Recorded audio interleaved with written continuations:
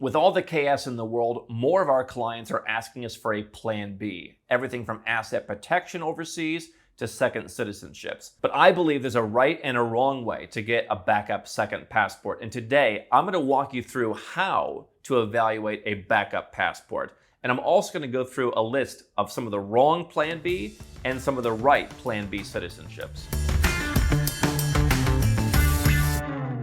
If you want to jump directly to the list, we'll put a timestamp in the description. But if you're learning about second citizenship and how you can use it as a backup plan, I think that the methodology we're going to start with is important. Let's start pretty simply with the benefits of a second passport. Passports are issued to citizens. Citizenship is the most permanent status you can have in a country. There are plenty of tax-friendly residence permits that you can get, including in countries that may never give you citizenship. I live part-time in Malaysia. Chances are I'll never be a Malaysian citizen, so I can enjoy living there, but I do want to have a sense of permanence in some other countries in the world where I know I can always go. Citizenship gives you that, more so than any residence permit. You can travel as a citizen of a country when you hold their passport. And so if you get a top tier, what we call a tier A passport, you can travel to most places in the world. If you don't have a great passport now, that would expand your travel privileges. If you're a Westerner and you already have a great passport for travel, Americans are having to get electronic travel authorizations to go to more and more places, including pretty much all of Europe now. And you have countries like the United States that tax citizens no matter where they live, regulate citizens no matter where they live. I think we're going to see more Western countries doing that. If you have a Western passport, having another good passport may be a good thing to allow you to escape the country that you're living in without losing a lot of travel privileges. And as you see more geopolitical chaos, more trade wars, being able to open bank accounts, being able to open businesses, being able to sell into different markets by having a more neutral passport, to me, that's going to be an advantage going forward. And that's one reason why I've said for years, I'm glad to no longer hold a US passport, because I think there's going to be a lot of baggage that's going to bring with it more and more in the years to come. So the takeaway here is that it serves you that you're going to want something different than what you have now. And ideally, you're going to want something that's neutral, different and neutral. And so I've told you for years, whenever I see a headline of Americans are fleeing to move to the United Kingdom, I say that's not different. I saw Jordan Peterson move from Canada to the United States. That's not different. If you're going to move, you might as well move. And what I see a lot of people doing is moving to, as well as trying to get second passports in countries that are familiar to them, just because those are the name brands. I mean, if you live in Canada, you know the US. If you live in the West, the UK, they speak English. That seems familiar. And by the way, if you are already living somewhere, or you would like to live somewhere where you can naturalize and get a similar passport, by all means do it. We've had a couple of Americans, they moved to Ireland. Ireland has a tax-friendly regime for foreigners. They can live in Ireland on a very tax-friendly basis, and after 5 years, they can get citizenship. If you're going to live there anyway, you might as well get the passport. I've talked to too many people that live places for 10, 20, 30 years. They never bothered to get the passport. Get the passport if you want to live there, or if you already have lived there and you put in that time. If you're eligible for citizenship by descent, this is through your ancestry. Some of these go back just to your parents, others to your grandparents, great-grandparents, even further in some cases.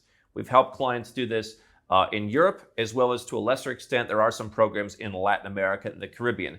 Sure, claim that passport through your ancestors. If you're American and you're Canadian and you can get Irish citizenship by descent, at least, Ireland gives you the benefits of being in the European Union and travel all throughout the EU. At least it gives you a better reputation than, let's say, the United States. I mean, who doesn't like the Irish? It's not that much different. It's different in some ways. Fine, get your citizenship by descent. But if you want to stay at home, if you don't want to move, and you're just saying, I want a plan B, I'm going to stay living in my country, but I want a second passport so I know I'm protected, then I want you to think about it outside of the box. One thing I've told you in recent years is second passport is great. Ideally, I think 3 passports for most people is a good thing to have if your country allows it. And most countries these days do allow it. If you can have 2, you can almost always have 3. And so for that American, for example, who's entitled to Irish citizenship, or we've had Australians who are entitled to Greek citizenship, sure, come and get that European Union passport. Hey, at least you have 30 countries you could move between, live in, work in, send your kids to school in. You've got a lot more options than you do where you can access only one or two countries with your current passport. But the third passport in that case should be something that is different and that ideally should be neutral. What I've looked at in building my own passport portfolio, I currently have 5 citizenships. I have talked about working on 3 more. At this point, it is a bit of a hobby. I enjoy it. I enjoy the feeling of connection, being connected with countries at this point that I like and I think there's a future in. Each of the countries that I have in my portfolio, for the most part, is a little bit different than the other. It may offer me access to live in a handful of countries in a certain region. It may offer me opportunities to invest in a country or a region of countries. It may offer me the opportunity to do other things in business or in life. And so when we look at neutral, neutral could be a Caribbean citizenship by investment program that's open to all. Who is St. Lucia beefing with? Now, the United States obviously does not like, both under Biden and now under Donald Trump, that countries in the Caribbean offer passports in exchange for a donation and that they do due diligence. Countries like the US that don't like competition have cracked down on this. If you're an American, I don't know what they're going to do to you if you just become a dual citizen. If you gave up your US citizenship and chose to only be St. Lucian in the future, yeah, they might not at some point want to let you back into the US. Right now, that's very much up in the air, and historically, it's always been you can come back into the US if you meet the criteria. But I really believe that the point of having multiple passports is that you're not beholden to one country. For me, if the United States does not want me, then I'm okay with that. I don't want to go where I'm not wanted. Let's go through this index that I found where they list the best backup passports.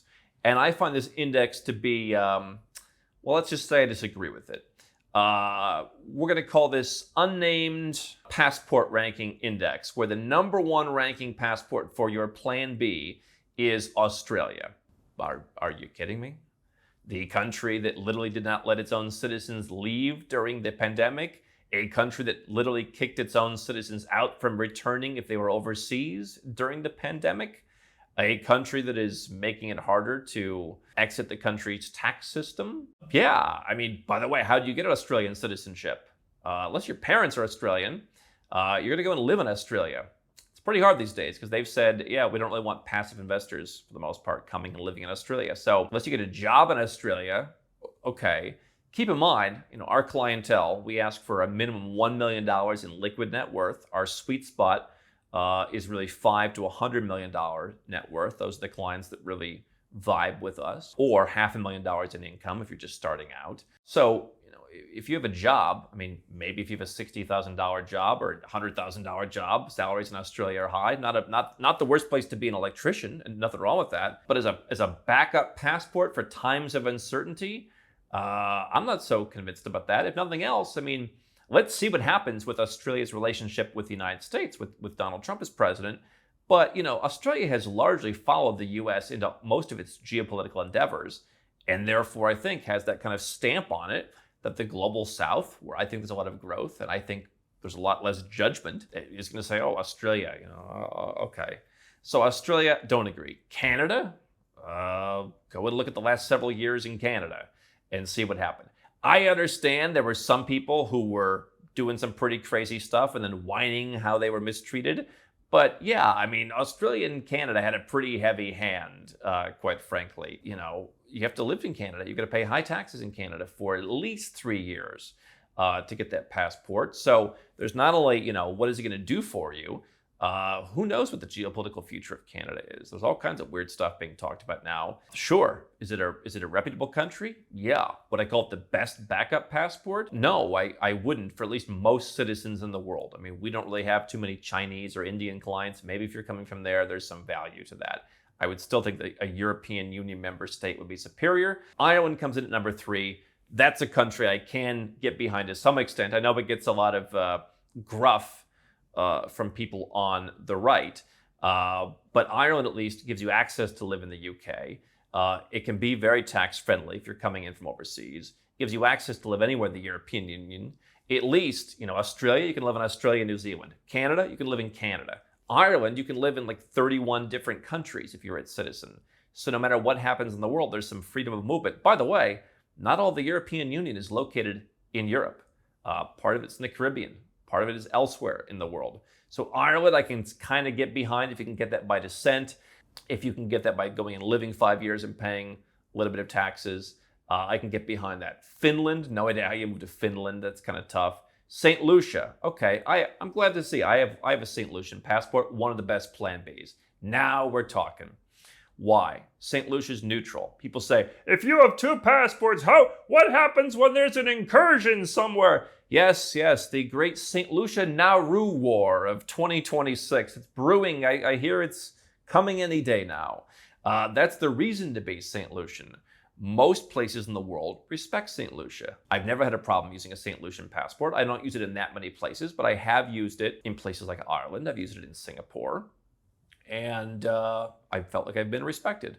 So I think St. Lucia is the kind of country, particularly if you're a Westerner, that you're looking at, as well as if you don't have the best passport, but you want a passport that has pretty decent visa-free travel, and you're not that worried about the US or Canada. Anyway, going through the list, New Zealand, they are lowering their prices in New Zealand. I guess just geographically that's worth something. I still think, part of the Western orbit, it's not as ideal. A lot of passports on here that are hard to get. Israel is number 10. If you're from Israel, we've one of our speakers at Nomad Capitalist Live is from Israel, and one is very staunchly anti-Israel.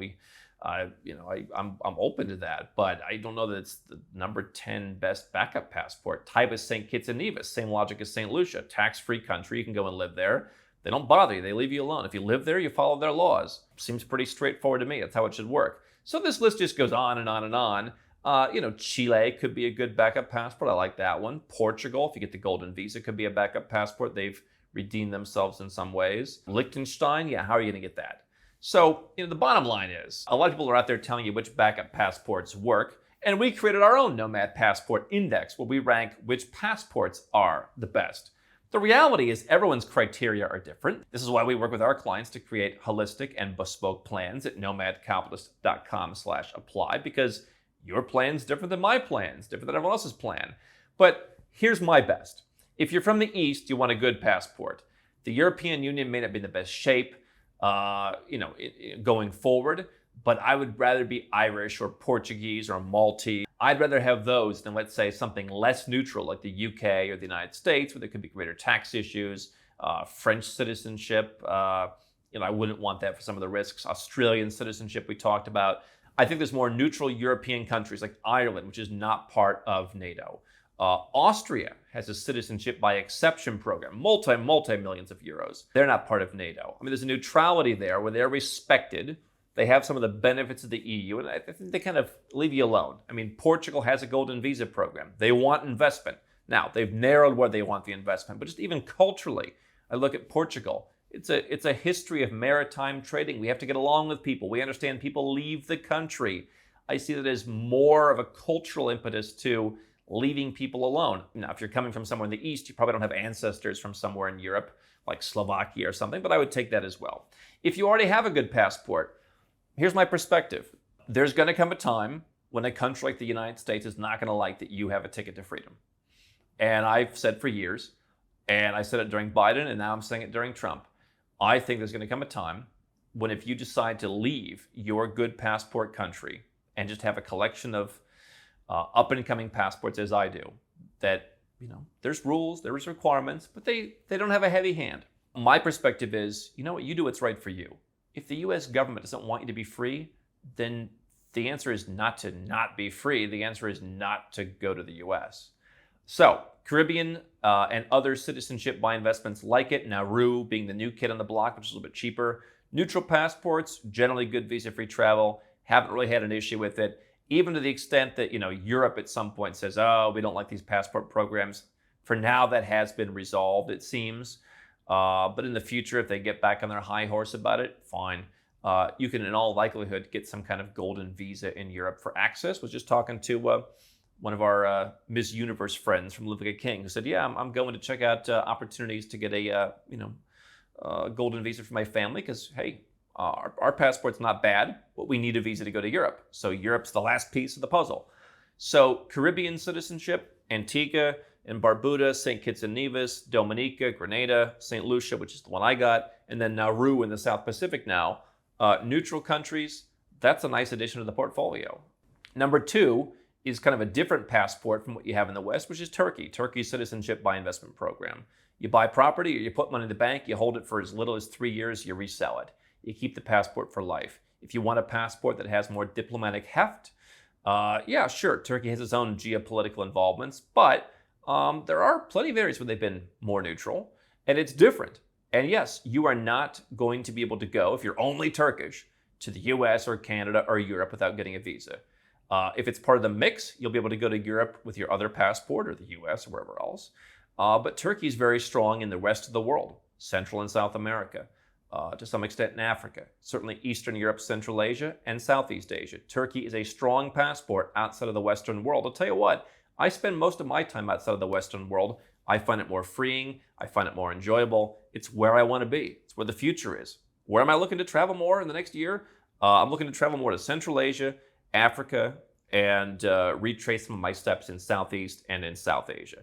That's where I'm looking to go. I think that you can have a great life in those places. That's what our Live Like a King series is about. And so if you want to go to the less judgmental parts of the world, Turkey helps you do that. Number 3, Vanuatu citizenship program. Yes, for some folks, it's kind of a last resort because the reputation there is not great. It is a zero-tax country. It is a very laissez-faire place. It's almost kind of a screw you passport, where you're just like, yeah, I don't care what some banker somewhere says. I do think if you have a Vanuatu passport, there's going to be banks who don't want to onboard you. But if you want that citizenship, as in, I'm going to live in the South Pacific at some point, that's, tax-free. Leave me alone. There's something to that. There's also what we call fast-track naturalization. If you start a business, if you make big investments, you've seen some of the billionaires and guys like Kevin O'Leary were given citizenship in the United Arab Emirates. Unlikely that most of us are going to get that, but there are other countries where you start a business and you hire some people and you can get a citizenship given to you. Those are countries that are going to be more neutral. They're going to be more pro-business. Austria is one of the more publicized examples of that. That's multi-millions of euros, and they are a little bit pickier. But there are other countries. This is one thing that we work on our R&D team. We are actively working right now, and we're going to be sharing with our clients opportunities. Some of the countries are far-flung, but there are provisions in the laws in some countries where, hey, if you invest, $200,000, that's kind of the general, principle, you'll be given citizenship. Now, you want to do this legally. I'm not talking about Mexican citizenship where you're giving a guy cash in a bag and someone's putting you in the system. I'm talking about totally legal, totally above board. Here's the law. It says explicitly here who grants it, how do they grant it. You follow the provisions. No cash in a bag. But you can get a fast-track naturalization. The UAE and Austria for people who are at a very high level, but, Eastern Europe, Central Asia, potentially some African countries could be an option. You could also just move somewhere. You could move to Europe. You could move to Ireland. Ireland speaks English. It's 5 years. It's tax-friendly. One of the best ways to get a passport. And again, is it that much different? No, but it could be different enough to where if it's a soft landing for you to move there, that could work. Latin America, a lot of those countries, if you speak Spanish, will naturalize you in 5 years. There are some of them. Go and watch our episode on tax-friendly countries in Latin America. Dominican Republic is just one example. You can get naturalized. Colombia, I think, used to be more possible with their permanent residence through a real estate program. Now, you actually have to spend the time there. So what do I tell you? Get residence permits, get citizenships while you can. I got Colombian permanent residence without the requirement to stay there as sort of what we call a paper residence. You don't have to always be there. You don't have to be a taxpayer, but you could potentially apply for citizenship. And so naturalizing a country, if you want to wait 3, 5, 7, 10 years, there's lots of countries that will naturalize you if you have a good passport and you want something different. One country that I'm not convinced entirely follows the 2-year rule, but Mauritius, you can get citizenship in as little as 2 years. You can apply at least if you go and spend your time there. And that's a relatively tax-friendly country. That's an example of a neutral country that's different, that's far away. We've mentioned it. If there's a war, what a place to be, Mauritius. And so that might be the worst place to live and have a villa. And if you get the citizenship, then great. So here's the reality. We could spend endless time talking about all the different passports, but neutral and different is what I'm looking for. And ideally, particularly if you're a Westerner, you want to have 3 passports. Perhaps the first one can be a little bit less neutral or a little bit less different. Now, we're going to be talking about this for 4 days at Nomad Capitalist Live. It's our annual event. We've got amazing speakers coming this year. Go to nomadcapitalist.com/live. There's no income, there's no net worth requirements. Everybody's welcome to come to Nomad Capitalist Live. It sold out in 2 weeks last year. If you would like to work with us to develop your own passport portfolio and have this explained in greater detail, and work with a company that does not only sell the same 4 passports to everybody, you go to nomadcapitalist.com/apply. Had a story a couple of years ago. Guy came to us. Hey, I got a quote from somebody. It's going to cost me, I think it was $150,000. I don't remember the details. Plus whatever their fees were. Call it $200,000 out the door. That's what it costs for just him to get a passport. And we went through his whole case and we figured out, you're entitled to citizenship by descent. Did they tell you that? No. Of course they didn't. They sell the same 4 or 5 passports to everybody, right? Square peg, meet round hole. And so ultimately, he chose to go with a cheaper passport. This is back when Caribbean passports were less expensive. I said, okay, well, if you're gonna pay, you don't need the 151. Everything you've told me is just get the one for 100,000. You'll be fine. It seems to meet your criteria. So at least we saved him about $50,000. But that's only because he didn't want to claim the citizenship by descent that he was entitled to for free. And so that's the kind of thing that we do when you work with us. You pay us a fee up front, and then we provide you unbiased advice with dozens of different options, including where we literally have a person where all they do is they go and look through the various constitutions and laws alongside local lawyers, which can be hard to find in some of these places, tell me, of countries all around the world. We've got people right now who are scouring the laws of countries in South America, Africa, and elsewhere, figuring out, are there ways to get citizenship? One of the more recent ones, which I don't think would work for almost anybody, and which isn't a full citizenship, is Nepal, for example. Just going through the laws, geeking out on this, Nepal, there's a way you can get it. Is that what's going to help most people? Probably not. And it's probably not applicable to almost anybody. But there are others that could work for you. And so this is what we do. And when you come to us, yeah, we can offer you Caribbean citizenship by investment, or Nauru, or Turkey. A lot of people are doing Turkey these days. We can help you set up businesses in other countries. We can help you with any of this stuff. But your plan is to be your plan. If you go to nomadcapitalist.com/apply, we help you. And again, there is a fee for this. You go to the other companies, oh, we have a free consultation. Yeah, a free consultation is a sales call. They're going to sell you one of the 3, 4, 5, 6 things they have to offer. And if you qualify for something that's much cheaper than what they have to offer, they're not going to tell you. So with this client I mentioned, he paid us a fee, but we saved him more than the fee. Even if he didn't hire us to actually execute the case, he could have taken that advice and basically, gotten a 100% ROI by having someone give him the straight scoop.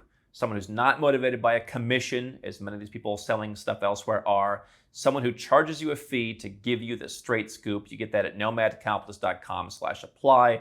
Build your passport portfolio with us, and you'll learn from all the geeking out that me and my team do on this stuff.